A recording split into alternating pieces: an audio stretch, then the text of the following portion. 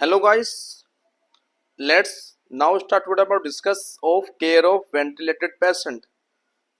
जब patient ventilator पर होता है उसकी हमें कैसे बेस्ट केयर करनी होती है, कैसे हमें उसको प्रिवेंट करना होता है इन्फेक्शन से।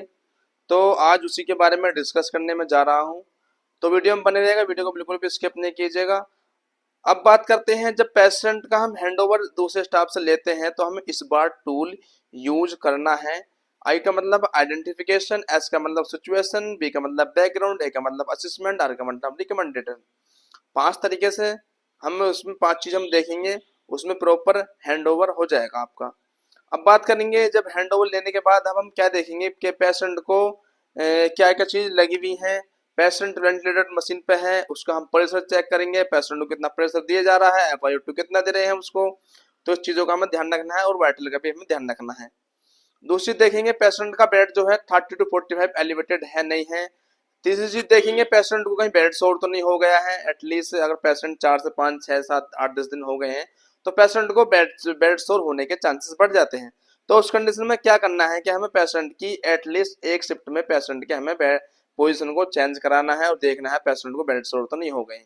अगर बेड सोर हो गए हैं तो उसको एयर मैट्रेस लगाना है और जो भी ट्रीटमेंट होता है डॉक्टर एडवाइस चलाना होता है। अब हम बात करेंगे कि पेशेंट को इन्फेक्शन भी हो सकता है, जैसे वेप हो गया, SSI हो गया, क्लेप्सी हो गया और कोटी हो गया। 4 चीज से जब पेशेंट आईसीयू के अंदर रहता है तो उसको इन्फेक्शन हो सकता है। पहले बात करेंगे वेप की, यानी कि वेंटिलेटर एसोसिएट निमोनिया।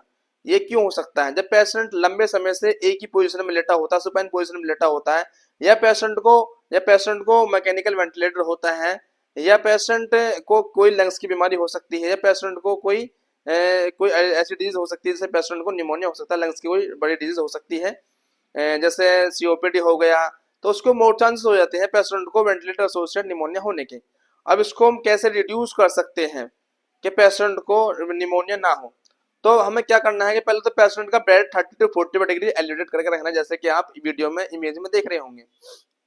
दूसरी चीज क्या करनी है कि हमें जब भी हम पेशेंट को मेडिकेशन करने जाएंगे तो पूरी तरह से स्टेरिलिटी मेंटेन करके रखना होता है।